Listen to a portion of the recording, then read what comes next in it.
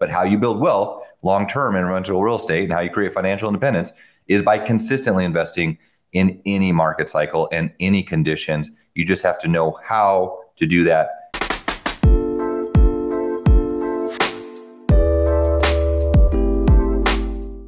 Hey, Renter Retires, it's Adam Schroeder here with another episode, and you might notice today that there's only two people here, and that is myself and Zach Lemaster, the founder and CEO of Renter Retirement. We wanted to come to you independently without a guest today because we've got a lot of questions from our investors. We've got a lot of things that were constantly being asked, and so we thought, you know what, let's just answer them for you here today. So, Zach, good to have just you with me today.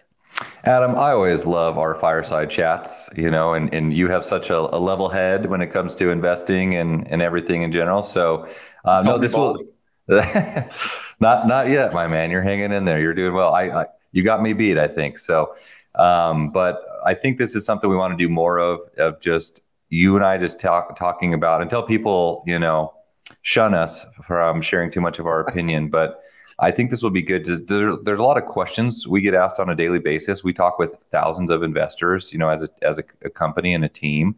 And we're also talking with a lot of people just in different sectors of the real estate industry. And so I think the purpose is let's talk about some of the hot topics, because if, these questions come up constantly, it means it's on top of everyone's mind, and then, let's address it. So I'm excited to get back to some of these basic, just fundamentals with you. Yeah, so the big one that people have been talking about, well, since even the beginning of COVID, is interest rates. Because, originally we were talking about them in a very excited manner of, oh my God, you can get an investment property with, 3.5% interest. And now it's, oh my God, if you're getting an interest rate on an investment property, it's, around 8%, 7.75%, 8.25%, depending on how much you're putting down and if you're paying points and all of that fun stuff. And so we wanted to talk today about why investing in a high interest rate environment isn't the death knell that you might have heard, and also kind of some ideas of how you might consider leveraging yourself whenever you're doing this. So I want to start a little bit. Let's just talk about why this environment isn't as bad as a lot of people are saying. And that, to me, it all boils down to you have people who didn't invest during COVID because competition was too high, right? Prices were going up, competition was too high. They didn't want to get stuck in the middle of either a bidding war or overpaying for a house that, 3.5 years later is worth more than it was whenever they were freaked out about the price. And now you have people who won't invest because their cash flow is too low, right? And so I guess at some point, midpoint, you think everybody must have bought, right, Zach? Somewhere in that time frame, well, everybody bought for sure. You would think, but I think the way I look at this, Adam, in general, is just you do not base your investing strategy and plan off of any short term, like any point in time. Really, Investing is a long-term investment. And what we want to talk about today is like specifically given the market right now where we're at, what strategies can you employ and what options do you have both immediately and within the next 1 to 5 years to be a successful investor now? Because Adam has all these points about like why now is a good time to invest, but just big picture, I want to hit this point home with the audience. Never ever base your investing strategy based on like, oh, right now, like this is you cannot be so narrow-minded that you look at just an initial pro forma or a 1-year analysis and say, this doesn't make sense, I'm going to wait. Right? Because there's always a way for things to make things work at this point in time and in the future. But how you build wealth long-term in rental real estate and how you create financial independence is by consistently investing in any market cycle and any conditions. You just have to know how to do that, be long-term minded, and also know what tools you can use. Right? So that's my opinion. Yep, absolutely. And one of the things I wanted to touch on is inventory back during the peak COVID time was flying off the shelves. And we had an interview with our top lender, North American Financial, several months ago, and we're going to get them back on pretty soon. And they talked about something that not many people have talked about, and I definitely hadn't heard the phrase before, and that was that this is an accumulation market. And it really is true. In today's environment, you actually have time to sit down and do your due diligence on an area, on a property, and it's not just going to be gone. you've got a little bit of time to look into it. Obviously, there's some deals that are snatched up in a heartbeat. There's still some markets that are seeing, properties, going in record time still, but you've got this time frame where you can actually do your due diligence. And then you have to stop worrying so much about the numbers and start talking about getting properties in your portfolio at a set price. Because once you have that set price and you have your set rent that is very, very, very unlikely to go down, you can start looking at, all right, what am I going to do in the future?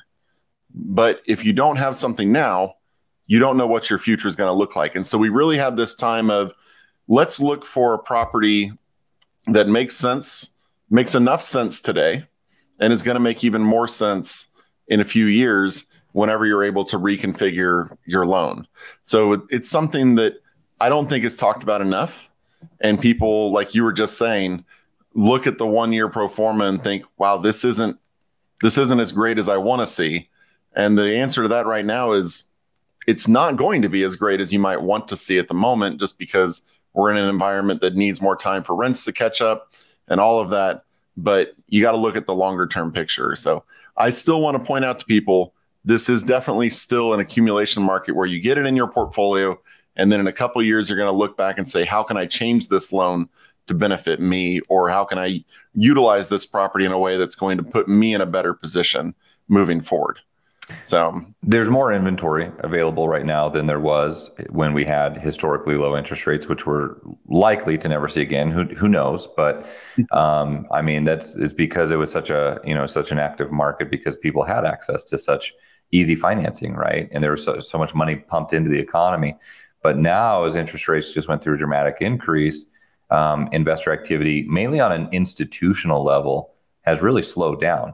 And so what that means is there's more buying opportunity for the average investor, all of us, right? The individual investor, not your institutional money, because they pulled out of the market where they used to scoop up, like a lot of these built to rent properties and stuff. Like, they used to buy everything, just everything. We didn't have it. Yep. We didn't even have the option to look at it. They're pre-contracting stuff. So it's a different market right now. But based on an accumulation market, it's interesting to hear that, Adam. Because the way that I kind of adjust my mindset is like, it's for me personally, at least, obviously everyone's in a different capital position. Sometimes you have to be a little bit more creative when you have less capital, but it's always an accumulation period, right? Now, sometimes more aggressively than others, but like right now, for example, and you and I are still investing in this market, and the investors that we know that are successful are still doing the same thing because they see the opportunity. But for us, we're in a kind of a little bit of a scramble because we got to buy properties and we got to close before the end of the year, specifically for tax purpose. And so it's just a matter of like, oh man, that we're running out of time. That's just us. But to your point, now is an opportunity, and we'll go through specific examples because I do want to talk about like loan options and how to think about financing right now. That's the big thing. So we'll get into the nitty gritty here, and Adam's going to share one of his properties that he's personally working on, and like what specific loan options you can use right now and how you should be thinking about financing to set yourself up for success. But just one last thing, kind of big picture concept, is that when you look at the market, like when interest rates do come down, the Feds have already said, okay, we probably think in 2024 and 2025, the interest rates will come down. We don't know how far, but when that does, and we get more institutional money back into the market and they start to open up. So like we're going to be back to the same square one, right? Where we were at with, more competition, prices were dramatically increasing. You want to own right now. You don't stop thinking about cash flow today. No one's going to retire today off of cash flow. You should be thinking about cash flow 5 and 10 years down the line. But a lot of newer investors, which is okay, they look at a pro forma like, oh, well, 7.5% interest rate or whatever it is. I'm only cash flowing $50 a month. And it's like, yeah, but what's your long-term plan? Like, okay, are you going to retire today off of one investment property? Guys, you got to think long-term. Be in a market where you have rental increases year after year. Everyone's going to refinance, right? If you're buying a property right now, you will refinance. I guarantee it within the next 5 years. There's no question about it. That will increase your cash flow when you have a lower interest rate. Plus, your rents are going to go up year after year. It's okay if rents are fluctuating a little bit right now. Adam, for example, is doing an interest-only option on his property, but right now is a good buying opportunity where you can own rental real estate. I want to say one last thing, and this is a common thing everyone knows, that with hearing the term, like you you make your money when you buy real estate, right? I mean, have you heard that before, Adam, once or Oh twice? yeah. Yep. Maybe People once or twice. people automatically assume that means that, oh, you've got to get a good deal when you buy it. Would you Buying agree cheap. that Yep. that's what that Oh means? yeah, it's obvious. Yeah, every single time but that means you're buying under market value. Guys, change your mindset, because what you need to understand is how real estate works long term. You make your money when you buy real estate, meaning you own it. You own it, and then you can start building all these things. It doesn't matter if you buy it at market value, because guess what? Today's market value is irrelevant in a few years. It really is. Like, if you're trying to spend all your time forcing equity and doing burrs and rehabs and things like this, like, great, do that. But what builds wealth over time is owning rental real estate. So you make your money when you buy real estate by simply owning it and combining all the tax benefits and the leverage and things. I mean, I spent a lot of years flipping houses, and I think a lot of people look at the BRRRR strategy. I'm going to get off on a tangent here, Adam. So reel me back in, but give me 30 seconds, and I promise I'll be done. And I'm going to piss some people off probably when I say this, but when people like Bigger Pockets for a long time, and a lot of these gurus out there, they were so set on like teaching people how to flip houses or build equity in it. And I just kept thinking, because I did that for a long time, but I just kept thinking that is for someone that strategy really is someone who has a ton of time and has no money to invest. The people that have money, they're not trying to buy themselves another job. And it doesn't have to be a lot of money. It could be enough money for a down payment, 20, 30 grand, whatever. And there's even some loan options where you can put as little as 5% down, so you don't even need that. But the people that are trying to BRRRR properties are the people that don't have money, that would just buy rental real estate in a good market and let the market and let real estate on its own do what it does and build wealth over time. All right, Adam, I'm done. Let's talk about your deal, and let's talk about some financing options today that we need to know. Yeah. I love it. Yeah, I haven't seen Warren Buffett in a house swinging a hammer anytime recently. But so one of the things that I looked into, and I'm just going to throw this out there, it is not for everyone. I would definitely, it's kind of like whenever we talk about, talk to your CPA, talk to your lawyer, talk to your loan officer, which is why it's important to have a loan officer that, actually is looking out for you and making sure that you're getting responsible leverage. But I was talking with one of our lenders, actually our top recommended lender, North American Financial. And I said, hey, I've got this deal. We're beginning the process of construction. And it looks like in today's environment, I'm probably going to be a little bit negative on the property whenever we close. Cash flow wise, it's appreciation wise, it's great. But, cash flow wise with today's rents and with today's rates, it's not looking green. It's looking a little red, like a light red. And so I said, what about interest only payment? And when you talk about rates today, everybody's going to be refinancing. Just so you know, if you're looking at it, you're probably paying points on your loans today, because the people who are doing the lending aren't dumb. They know everyone's going to refinance in the next few years. And so they're charging you for it. So we were going over some of the numbers and saying, okay, what rates can I get? What points can I get? And I just thought to myself, you know what? The first, 2 years, I'm not really paying principal anyway. I can write off my interest that I pay on the loan. What would it look like if I did an interest only loan? What would my rate be? And the rate wasn't really different. It was just minuscule amount higher than if I were doing, a 30-year fixed conventional loan. And so they told me, and suddenly my property was it was a very, very light green instead of a very light red, but it changed it. And it was able to get it would have been a 10-year interest only loan. And then 20 years after that, because at that point in time, amortizing, whether you're doing 10 years, 15 years, 20 years, 30 years, doesn't really matter all that much, because you're not going to be making those principal payments. But you do definitely have to have some risk tolerance, because you need to know there are potential negatives in the deal whenever you do that, because you're not paying principal. So you need to be comfortable potentially bringing more money to the table when you refinance, knowing that the interest rates are very likely to go down, like Zach was saying, but there's no 100% guarantee. So there's ways to look at it to save yourself a good amount of principal and your cash flow today that you will be able to take advantage of later as well, whenever you actually refinance into a long-term fixed loan. But like I was saying, it's not for everyone. Definitely talk to a lender about your options whenever you're going into this. Adam, I want to even dissect this a little bit more, but this is a key thing to understand right now. Like, if you are only looking at 30-year conventional fixed loans right now, you're to buy investment properties, and this is any investment property. This is even a primary residence, right? And this isn't investing with us or just on your own, whatever. You're probably thinking about it the wrong way, or you're not exploring all your options, because ARMs and interest-only products make a ton of sense right now, a ton. Especially, and there's all sorts of different options. There's ARMs that can be variable the entire time. There's ARMs that have a fixed period of time. The only thing I would say be cautious about is a prepayment penalty.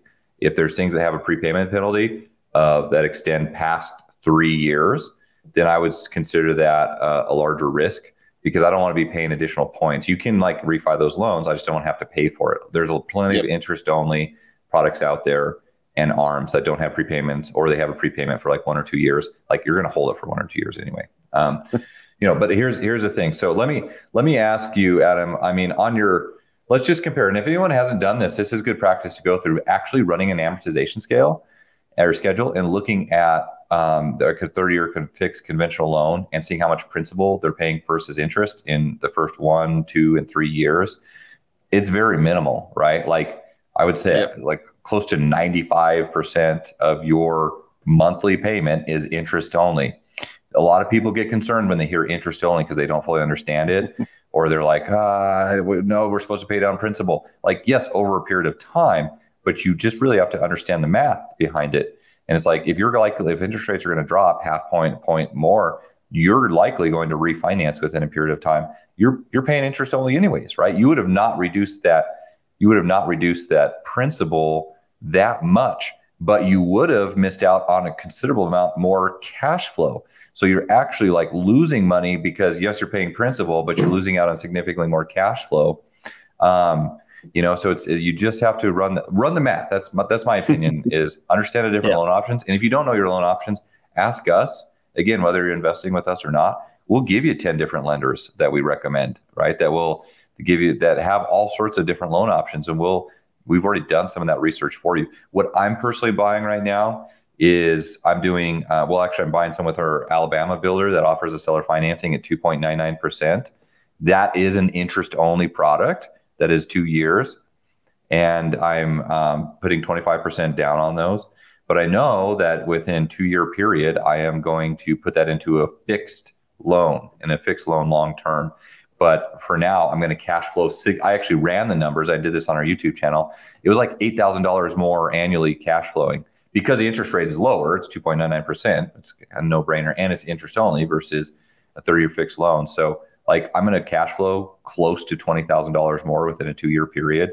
I don't care what interest rates are at in the future. If they're the same, they're likely not going to be higher. But even if they are, like, that's $20,000 worth of cash flow. I can extend that interest only loan, or I can cash out refi, but I'm using those to cash flow a ton to put myself in a good position.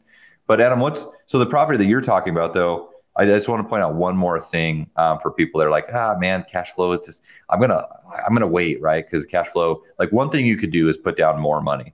Like, sometimes you just have to do that, right? And a lot of the commercial stuff we look at, okay, well, put down more money. Now, I don't always think that's the answer, though. I personally think, put down the minimal amount of money, even if you're break even or slightly negative cash flow, assuming you have reserves. But understand you're likely going to refi in a short period of time. So I want to run just through this scenario as well, because people need to be looking at other things outside of just cash flow. You got to look at, what is a realistic appreciation? What is a tax play you're doing? Like, especially if you're taking accelerated depreciation like we do, it's no brainer right now, at all times. And accelerated depreciation is becoming less attractive over time. But you can't ignore the tax benefits and appreciation. But what is a house price that you're buying right now that you're doing this? It'd be about 400. So the loan's right around 300 for it, because it's our construction loan, we're going to need to refinance it somewhere around 300. So when I did it, I am paying, in that first year, it's about $220 a month towards principal.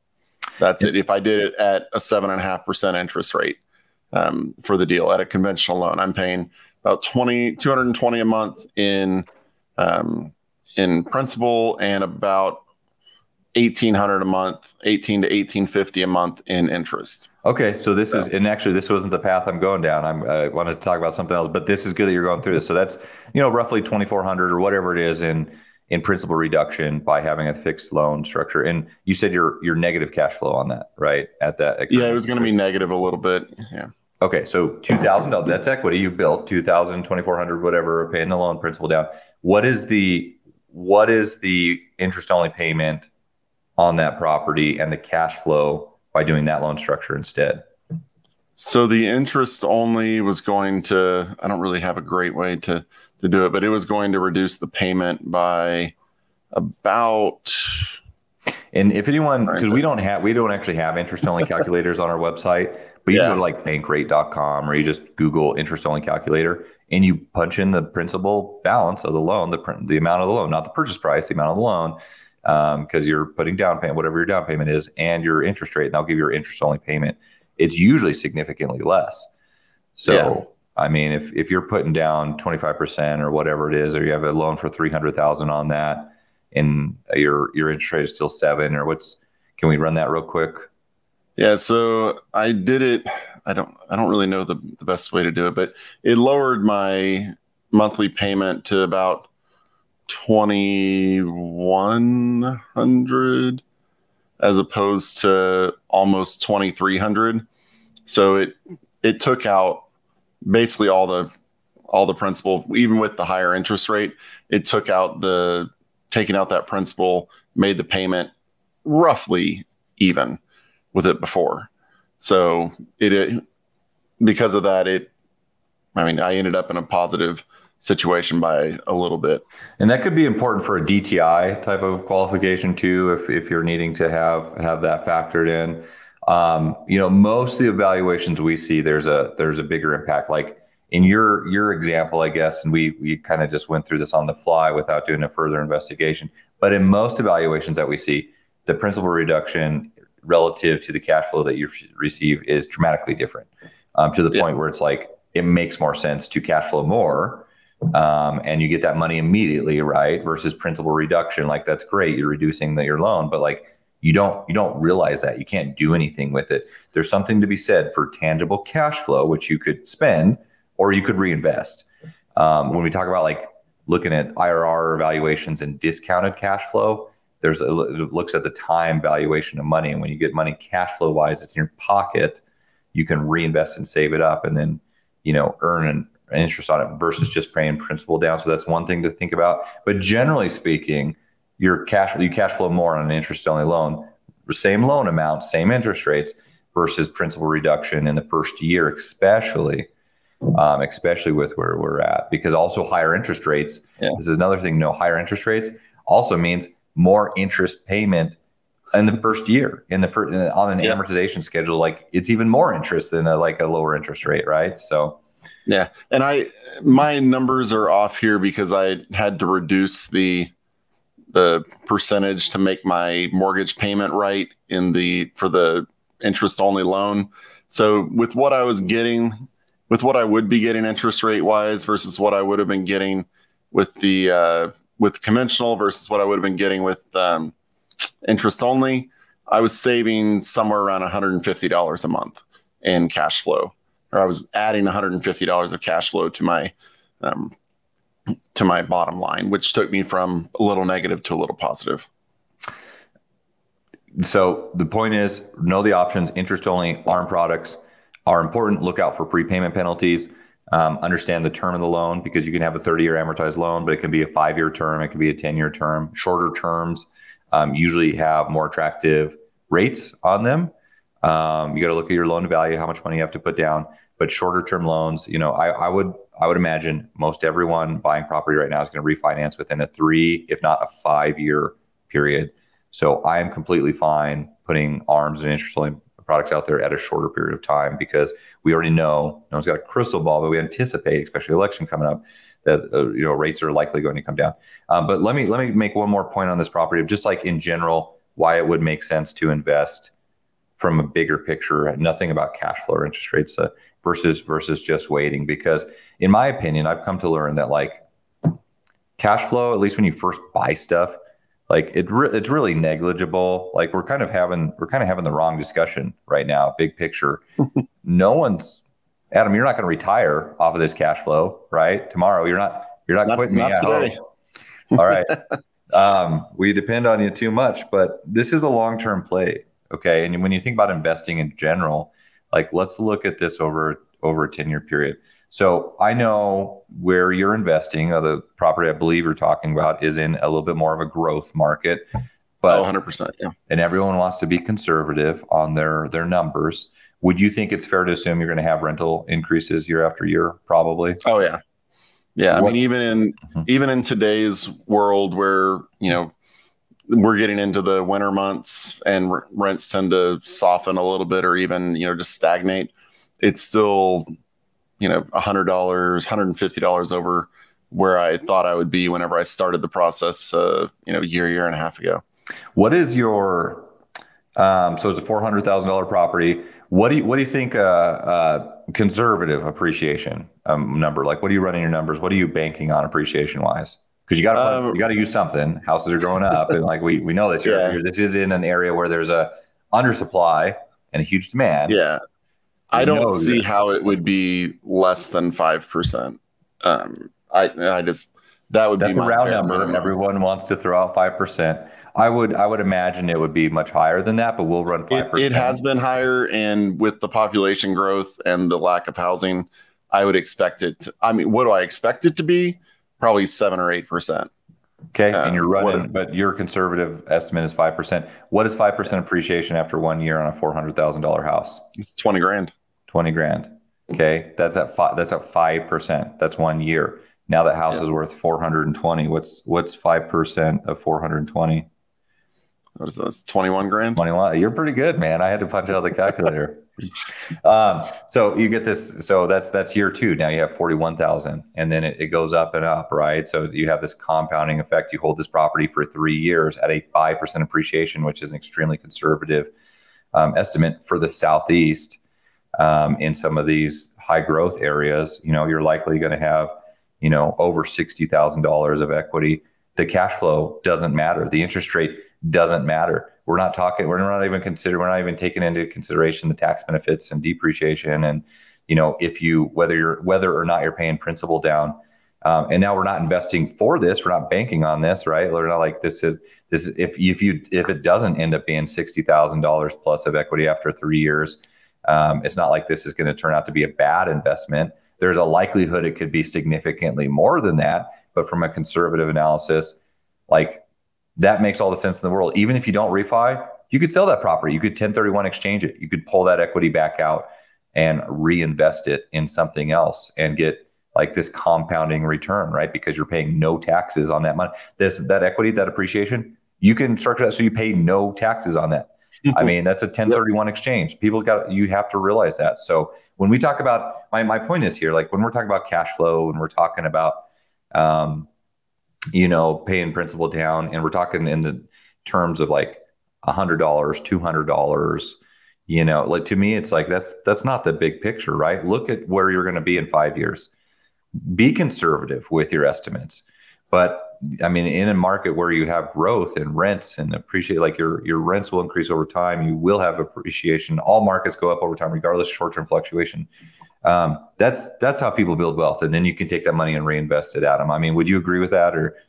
Oh yeah. And this is one of the times where, shameless plug here, you had that wealth calculator built that you can find at Rent to Retirement.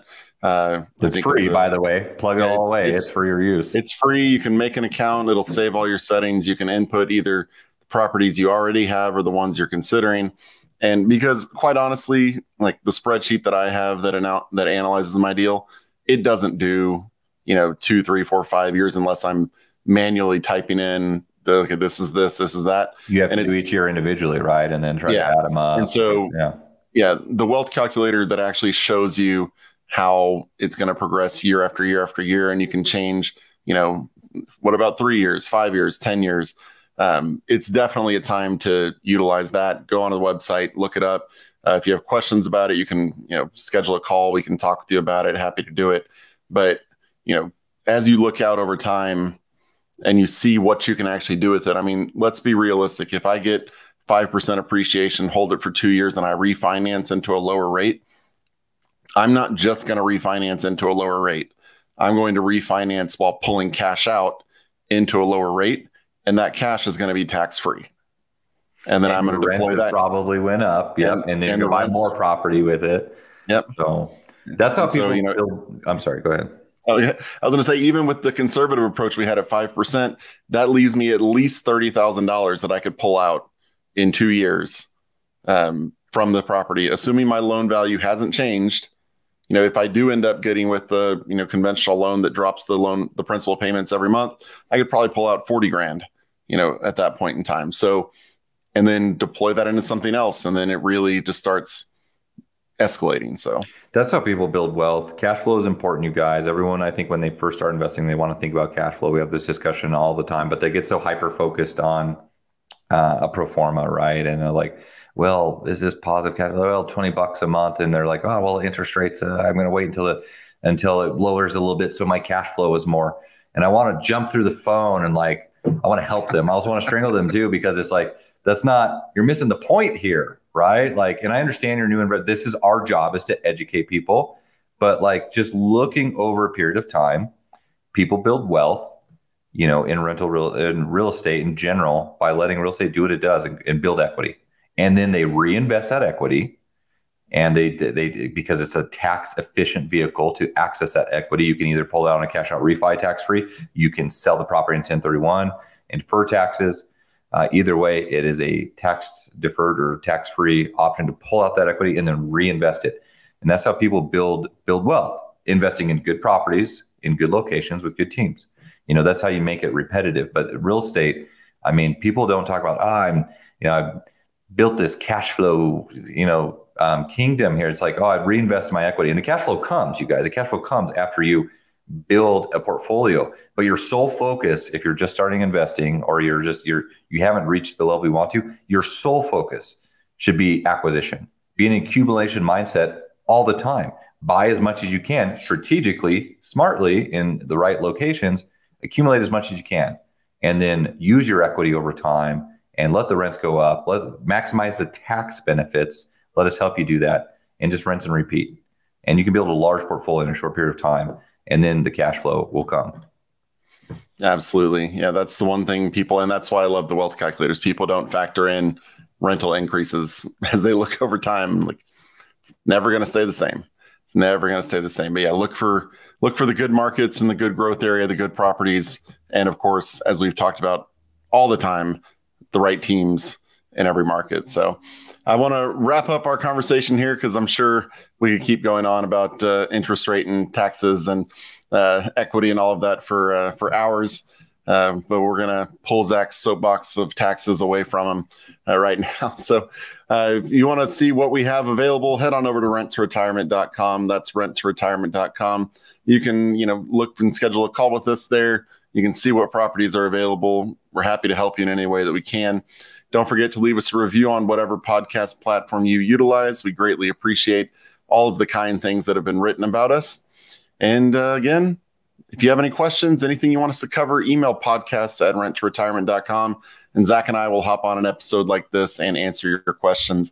That's podcasts@renttoretirement.com. Really appreciate the time you spent educating yourself today, and we'll talk to you on the next episode. Thanks for watching the Rent to Retirement YouTube channel.